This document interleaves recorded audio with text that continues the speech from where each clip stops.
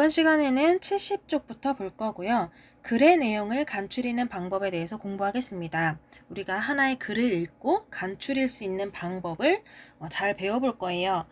자, 70쪽 보니까 오늘 동물의 소리에 대한 글이 나오나 봐요. 돼지와 고양이, 꾀꼬리가 사진으로 나오는데요. 이 세 동물들의 울음소리 알고 있나요? 혹시 흉내낼 수 있을까요? 한번 잘할 수 있는 친구들 해보고요. 자, 우리가 본격적으로 이렇게 2번부터 글을 읽을 건데 그 전에 자, 이렇게 책을 좀 넘겨볼게요. 어디냐면 72쪽입니다. 72쪽에 3번을 보니까 이 글을 읽고 물음에 답해봅시다가 나오죠. 자, 질문들을 읽어볼게요. 1번, 사람은 소리를 어떻게 내나요? 자, 사람은 소리를 어떻게 내는지 찾아볼게요. 그리고 2번, 개나 닭이 다양한 소리를 내지 못하는 까닭은 무엇인가요? 자, 이 두 동물은 다양한 소리를 내지 못하나 봐요. 그 이유는 무엇일까요? 이것도 우리가 글에서 찾아봐야겠죠? 그리고 3번, 우리가 물고기가 내는 소리를 들을 수 없는 까닭은 무엇인가요? 그렇죠? 물고기가 내는 소리 우리는 들을 수 없는데 왜 들을 수 없을지, 왜 들을 수 없는지 이 글에 나온다고 합니다. 자, 그러면 한번 이 질문들을 생각하면서 선생님과 함께 글을 읽어보겠습니다. 동물이 내는 소리, 문희숙. 동물들이 소리를 내는 방식은 다양합니다. 성대를 이용하여 소리를 내는 동물도 있고 다른 부위를 이용하는 동물도 있습니다. 개나 닭은 사람과 같이 성대를 울려 소리를 내지만 다양한 소리를 내지는 못합니다. 왜냐하면 성대나 입과 혀의 생김새가 사람과 다르기 때문입니다. 그래서 몇 가지 소리만 낼 수 있습니다. 동물들은 대개 서로를 부르거나 위협하기 위해서 소리를 냅니다. 매미는 발음근으로 소리를 냅니다. 매미는 수컷만 소리를 낼 수 있고 암컷은 소리를 내지 못합니다. 매미의 배에 있는 발음막, 발음근, 공기주머니는 매미가 소리를 내게 도와줍니다. 그런데 암컷은 발음근이 발달되어 있지 않고 발음막이 없어서 소리를 낼 수 없답니다. 수컷은 발음근을 당겨서 발음막을 움푹 들어가게 한 다음 딸깍하고 소리를 냅니다. 이 소리가 커지고 반복되면 찌하고 소리가 납니다. 물고기는 몸속에 있는 불에로 여러 가지 소리를 냅니다. 불의 안쪽 근육을 수축하거나 불에의 얇은 막을 진동해 소리를 낼 수 있습니다. 물고기가 조용하다고 느끼는 이유는 우리가 들을 수 없는 높낮이로 소리를 내기 때문입니다. 이와 같이 동물들은 성대나 발음근, 불에를 이용해 소리를 냅니다. 그 밖에도 날개를 비비거나 꼬리를 흔들어 소리를 내는 동물들도 있습니다. 이렇게 동물은 저마다 다른 방법으로 소리를 낼 수 있습니다.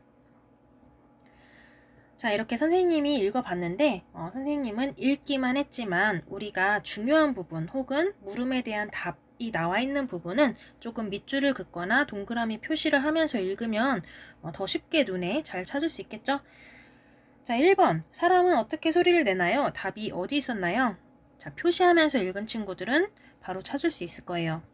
자, 2번이라고 시작되는 문단에서 개나 닭은 사람과 같이 성대를 울려 소리를 내지만 이라고 한 걸 보니까 자, 사람이 어떻게 소리를 낸다는 거예요? 성대를 울려서 소리를 낸다는 거죠. 그죠?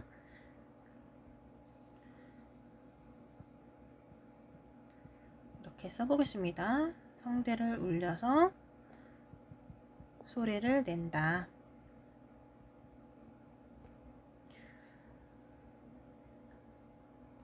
자, 그리고 2번 답도 바로 이어서 찾을 수 있을 것 같아요. 개나 닭이 다양한 소리를 내지 못하는 이유. 자, 이렇게 다양한 소리를 내지는 못합니다 라고 나오잖아요. 왜냐하면 성대나 입과 혀의 생김새가 사람과 다르기 때문인 거죠. 자, 답이 나왔습니다. 성대나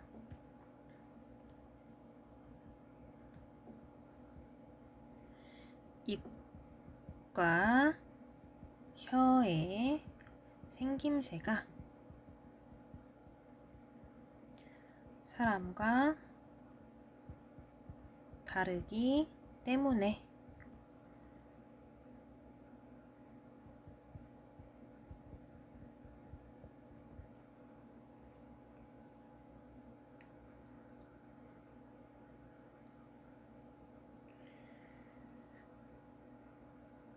자, 그리고 마지막 3번. 물고기가 내는 소리를 우리가 들을 수 없는 까닭은 같은 쪽의 윗부분 위에 가면 나올 것 같아요. 자, 여기 나오죠? 우리가 물고기가 조용하다고 느끼는 이유는, 즉 우리가 들을 수 없는 이유는 우리가 들을 수 없는 높낮이로 소리를 내기 때문입니다. 자, 우리가 들을 수 없는 높낮이로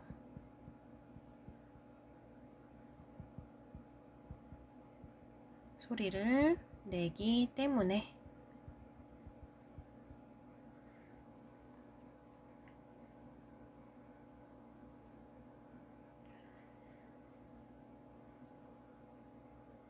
자, 이렇게 선생님과 함께 답을 잘 적어봤죠? 자, 그러면 우리 이야기 시작 부분으로 잠깐 다시 넘어갈게요. 여기서 여러 동물들이 소리 내는 방법을 알려주고 있잖아요. 한번 각 동물마다 어떻게 소리 내는지를 한번 같이 표시를 해볼게요. 자, 선생님도 펜의 색깔을 바꿔서, 자, 먼저 이제 시작되는 70조 부분 넘어갈게요. 이렇게 동물들이 소리를 내는 방식은 다양합니다 라고 시작되고 있고, 자, 개와 닭은 어떻게 내죠? 자, 사람처럼 성대를 울려서 소리를 내지만 다양하게 내지는 못합니다. 어쨌든 성대를 이용합니다. 자, 그 다음에 3번 문단. 매미는, 여기서 개와 닭 표시해 줄게요. 자, 매미는 어떻게 내요? 발음근으로 소리를 냅니다. 근데 또 참고로 얘기하자면 수컷만 소리를 낼 수 있대요. 이것도 신기하죠? 자, 그리고 4번 문단에서는 물고기가 나와요. 물고기는 무엇으로 소리를 내냐면 부레로 여러 가지 소리를 냅니다. 그죠? 자, 그래서 마지막 5번 문단에선 정리를 해주고 있어요. 어떻게? 이렇게 동물들은 저마다 다른 방법으로 소리를 냅니다. 라고 마무리가 됩니다. 자, 이런 표시들을 읽으면서 바로바로 해주면 더 좋습니다. 그리고 이제 옆에 73쪽, 74쪽을 하다 보면 선생님이 왜 이렇게 특별히 표시를 하는 게 좋다고 이야기를 하는지 이해가 될 거예요. 자, 그러면 글을 읽고 내용을 간추리는 방법을 알아봅시다 하면서, 자, 이 이야기에서 문단의 중심 내용에는 동그라미표, 뒷받침 문장에는 세모표를 해보자고 하네요. 자, 1번 문단에서 두 개의 문장이 나오는데요. 둘 중에 어떤 게 중심 문장이냐면, 자, 이거라는 거죠. 그래서 여기에 이렇게 동그라미 표를 해줬고, 나머지 문장에는 세모 표시를 해줬습니다. 자, 1번의 예시처럼 2번, 3번, 4번, 5번 문단도 한번 표시를 해볼게요. 여러분이 먼저 해주면 좋고, 한번 해보고, 스스로 해보고, 선생님과 답을 맞춰보면 더 좋을 것 같아요. 자, 그러면 선생님은 바로 답을 알려주도록 할게요. 자, 2번 문단에서 중심 문장은 바로 이렇게 첫 번째 겁니다. 그죠? 어쨌든 이 개와 닭이 어떻게 소리를 내는지가 나오는 게 중요하니까. 자, 그리고 중심 문장은 하나고요. 나머지는 뒷받침 문장입니다. 자, 3번 문단에선 그러면 또 중심 문장이 어떻게 될까요? 자, 이게 중심 문장이 되겠죠.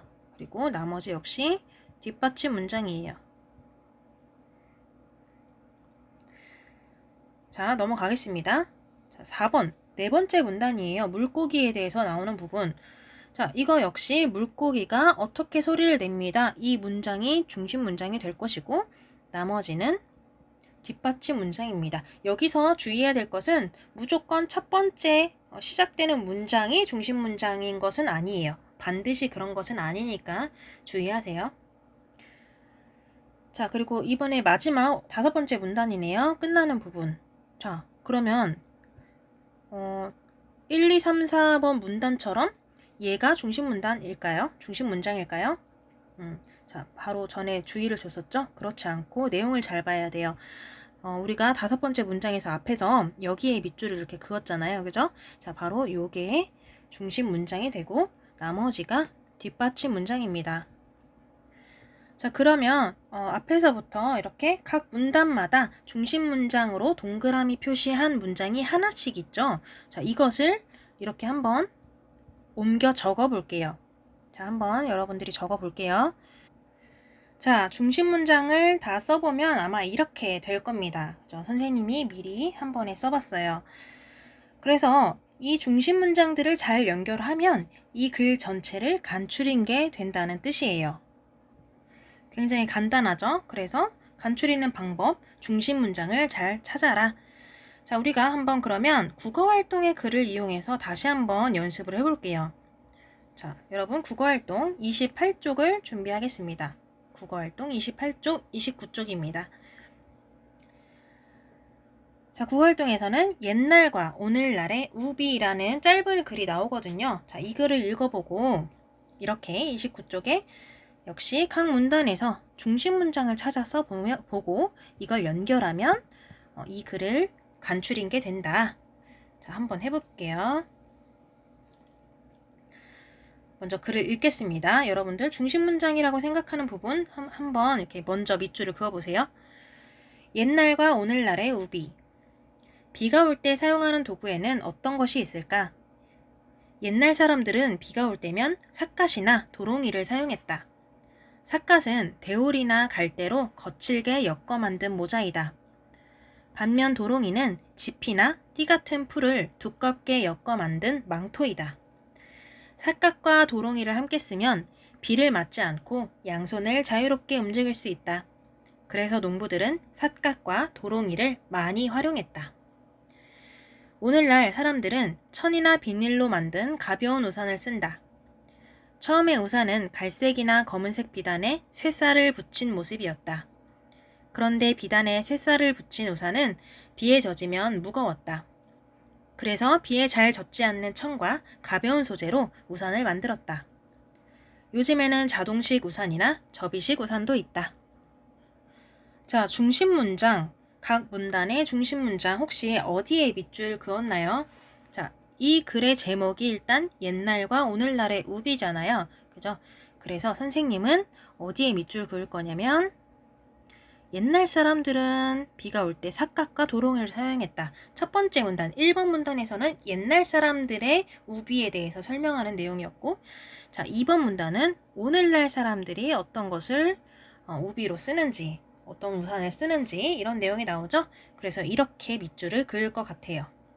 자, 그 다음 나머지 내용들은 뭐 구체적으로 삿갓이나 도롱이에 대해서 이렇게 소개를 하는 내용이고 2번 문단에서도 예전에 우산 모습이 어땠는데 지금은 어떻게 바뀌었다 이런 내용이 나오니까 나머지는 뒷받침 문장으로 보면 좋을 것 같습니다. 자, 그러면 이 두 중심 문장들을 한번 2번에 각각 옮겨 적어 볼게요. 자, 옮겼으면 이렇게 되고요. 그러면 우리 28쪽의 글을 간추려 보세요 라고 한다면 자, 옛날 사람들은 비가 올 때면 삿갓이나 도롱이를 사용했다. 그리고 오늘날 사람들은 천이나 비닐로 만든 가벼운 우산을 쓴다 라고 하는 게 바로 이 글을 요약하는 거, 간추린 게 되는 것이에요. 그죠? 굉장히 간단하게 추려지죠? 자, 이제 3번에서 정리를 해보겠습니다. 그러면 자, 글의 내용을 간추리는 방법을 정리해보자. 순서대로 한번 볼게요. 각 무엇의 내용을 파악합니다. 이 보기 세 가지 중에서 각 무엇의 내용을 파악한다? 우리 어떤 거 파악했어요? 각 문단의 내용을 파악했죠? 그리고 그 문단의 내용을 대표하는 각각의 문단의 내용을 대표하는 무엇을 찾았어요? 대표하는 문장을 찾았어요. 자, 문단의 내용을 대표하는 문장 이게 바로 뭐예요? 오늘 계속 나왔던 중심 문장이라는 거죠. 네, 같은 의미예요. 그래서 마지막 각 문단의 중심 내용을 바탕으로 해서 글 전체의 내용을 간추리면 된다 라고 오늘 글을 읽고 간추리는 방법을 한 가지 배워봤습니다. 자, 이런 방법은 특히 오늘 읽었던 두 편의 글처럼 이런 글과 같은 설명하는 글에서 많이 간추릴 수 있는 방법인데요. 우리가 읽는 모든 글들이 설명하는 글만 읽는 건 아니잖아요. 그래서 다음 시간에는 이야기를 읽고 나서 간추리는 건 또 어떻게 하는지 배워보도록 할게요.